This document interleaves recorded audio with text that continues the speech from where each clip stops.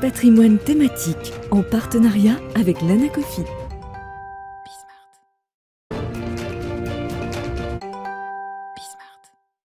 L'ISR vers une obligation de résultat, c'est la thématique de cette interview. On va se poser cette question après le bilan mitigé de la COP26 qui, rappelons-le, commencer sur un constat d'échec, l'incapacité des États à prendre la trajectoire d'une progression de température de 1,5 degré, qui était un engagement de la COP 21. On parle de tout cela avec Jean-Baptiste Morel, responsable de recherche ESG chez Arkea Investment Services. Bonjour Jean-Baptiste Morel. Bonjour Nicolas. Bienvenue sur ce plateau. Bon alors, première question du coup sur ce constat d'échec. Finalement, avant même que la COP 26 commence, on commençait à se dire qu'on n'avait pas réussi à atteindre les objectifs de la COP 21. Quel bilan vous tirez des engagements pris durant cette COP 26? Un bilan dont on sent qu'il est quand même mitigé. Alors c'est un bilan effectivement qui est extrêmement mitigé. Le seul point positif, on peut dire, c'est le fait qu'on ait parlé du mot fossile pour la première fois dans l'accord. Après, on voit que la dynamique qui était celle des accords de Paris, finalement, elle n'est pas tenue aujourd'hui. Les États ont beaucoup de mal à se mettre d'accord, comme vous l'avez dit. Et donc c'est de l'inquiétude je pense, pour toute la communauté sur notre capacité à finalement aller vers un monde qui puisse qui puisse prendre en charge véritablement la question du dérèglement climatique.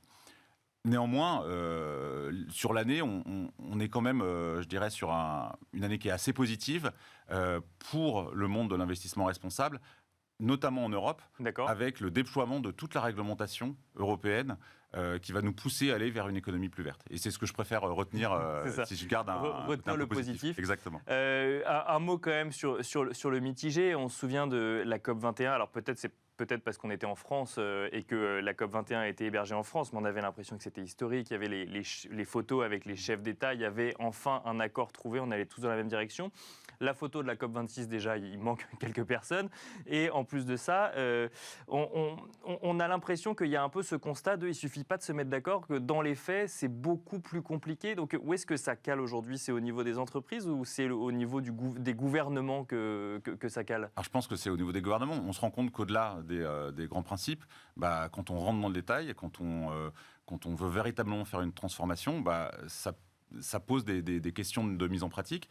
Dans les accords de Paris, il y avait aussi le lien entre pays du Nord et pays du Sud, et le soutien qu'on devait apporter aux pays du Sud. Et puis là, on voit que on touche au portefeuille et c'est compliqué à mettre en place. Et c'est compliqué à mettre en place. Donc vous venez de nous le dire, il y a ce sujet réglementation en Europe. Là, pour le coup, les États s'organisent pour avoir une réglementation commune, une réglementation qui est encore en réflexion aujourd'hui, mais qui commence quand même à avancer. Ça veut dire quoi? Ça veut dire que peu importe l'initiative de l'entreprise ou l'initiative des partenaires financiers, on va en parler, à un moment, il faut taper du poing sur la table et mettre une réglementation déjà pour que tout le monde parle de la même chose et en plus de ça, pour que ce soit contraignant pour les entreprises? Oui, tout à fait. Alors, on sent qu'il y a une appétence de nos clients pour des produits verts, ça, il n'y a aucun doute. Il y a des groupes comme le nôtre, issus du monde mutualiste, où on porte des sujets comme ça, on a une raison d'être, etc.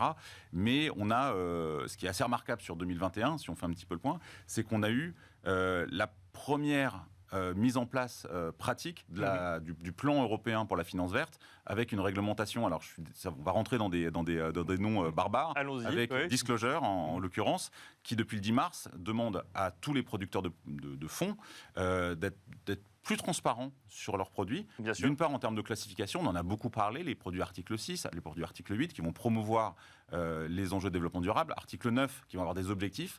Mais au-delà de ça, ce qui est vraiment important, c'est cette distinction qu'entraîne cette réglementation disclosure entre les enjeux de risque et les enjeux d'impact. Donc demain, on va devoir, dans nos produits, non seulement expliquer quel est le risque en termes de développement durable, mais véritablement quels sont les impacts, mais de manière extrêmement claire, avec des indicateurs très précis. C'est-à-dire qu'on va passer finalement d'un monde où on était sur des enjeux de notation à des mesures précises. Pour un exemple très simple, si aujourd'hui sur un fonds on peut vous dire que je dirais l'impact il est de 3 étoiles sur 5 ou une note de 12 sur 20, ça ne veut pas dire grand-chose. Si demain je vous dis que dans notre fonds vous avez 10, 15 ou 20% des activités des entreprises qu'on finance qui sont directement liés à la transition énergétique, c'est plus parlant. Ou par exemple, si on vous donne le nombre d'emplois créés, etc. Bien sûr, etc. oui. Et c'est vraiment ce vers quoi on va. Donc ça veut dire quoi? Ça veut dire qu'on pourra plus se contenter de dire attention, j'investis pas dans les pires, donc ça va, je fais de l'ESG. Maintenant, il faudra dire j'investis dans des entreprises qui ont un impact réel sur l'amélioration de l'environnement et du quotidien. Oui, tout à fait. Je pense que c'est effectivement ce vers quoi doit se tourner l'investissement responsable. On a construit l'approche en France en best in class sur cette notion d'exclusion de 20% ou de notre moyenne. C'est vraiment les deux approches de la réglementation.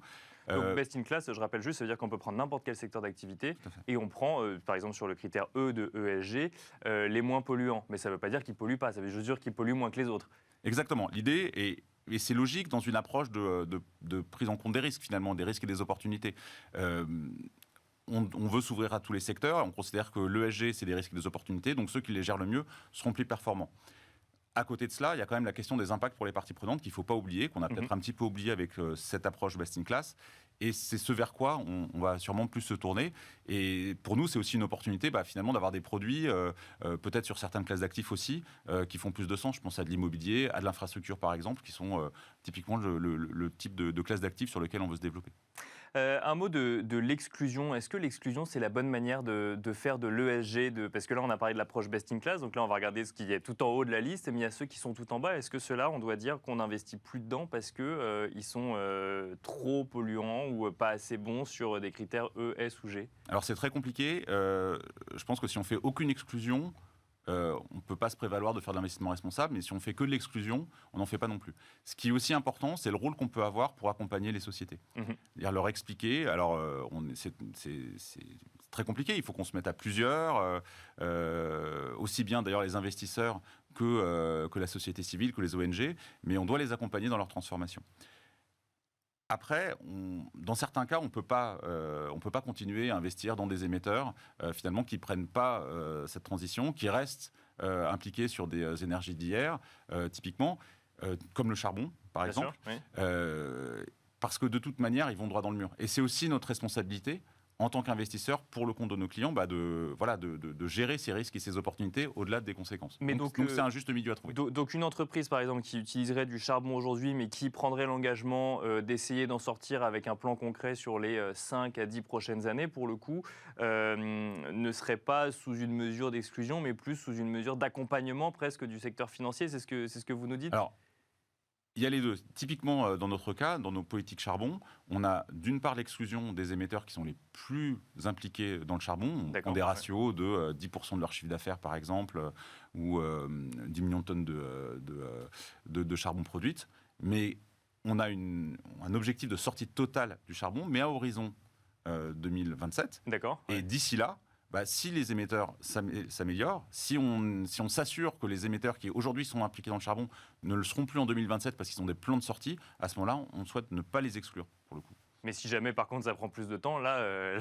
Après, là, il faut un moment qui est quand même la preuve de la prise en compte de cette transition. Et encore une fois, c'est aussi une question de risque et d'opportunité pour nos clients. Et un mot on a parlé de la réglementation européenne, il y a un sujet qui revient assez régulièrement dans l'actualité, c'est le nucléaire. Alors c'est ça. il y a débat aujourd'hui sur l'intégration du nucléaire comme énergie verte ou non. Exactement. Alors il y a une des parties de la réglementation du grand plan européen qui est taxonomie, donc c'est le grand dictionnaire de ce qui est vert ou de ce qui ne l'est pas.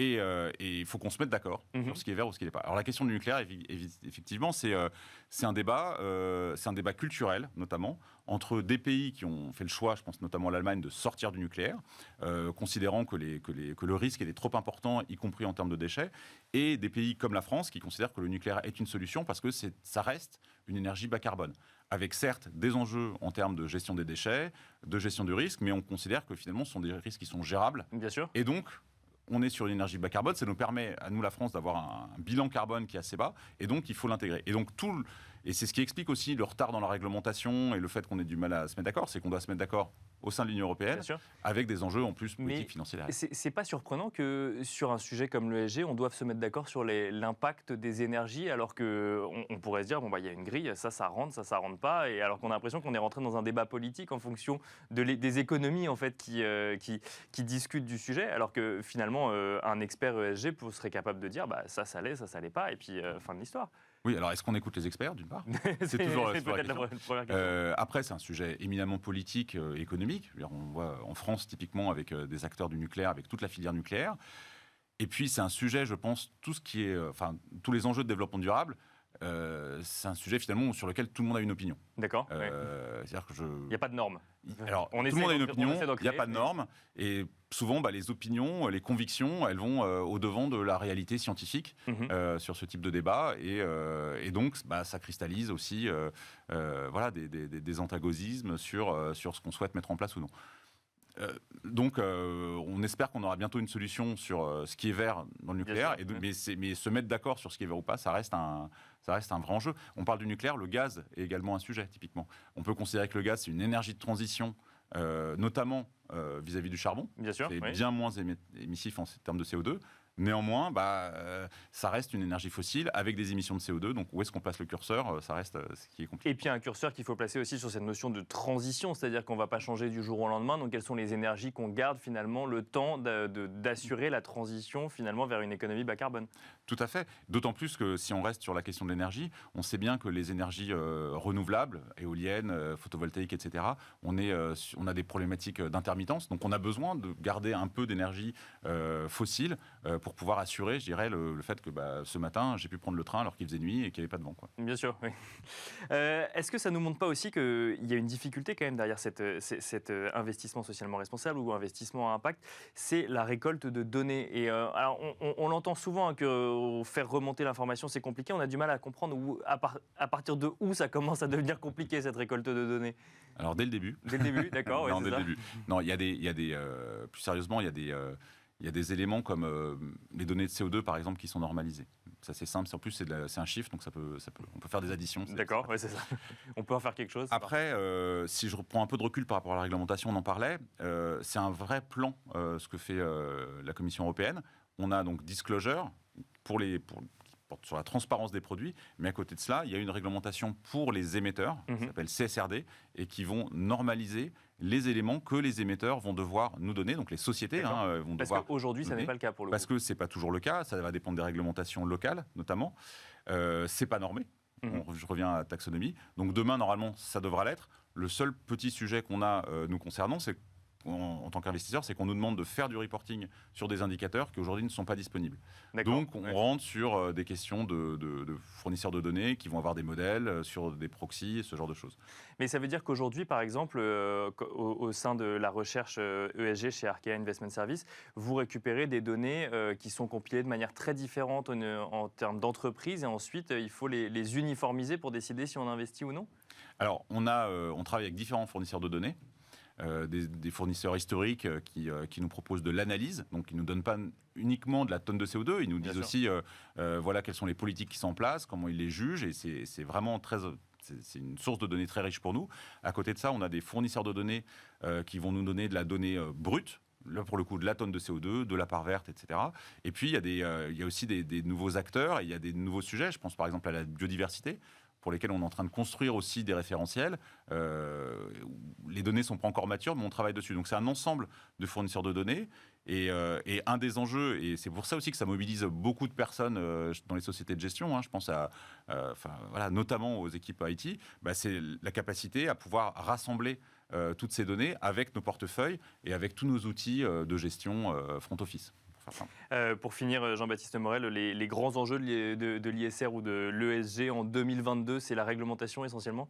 Alors c'est la réglementation, c'est la prise en compte de cette réglementation, et c'est le fait, encore une fois, de pouvoir proposer à nos clients des produits qui les intéressent sur toutes les classes d'actifs. On parlait d'infrastructures, mais c'est aussi vrai pour des produits structurés, des produits garantis par exemple, qui intègrent véritablement ces enjeux de développement durable et pour lesquels on est capable de justifier, de prouver que ça a un impact oui.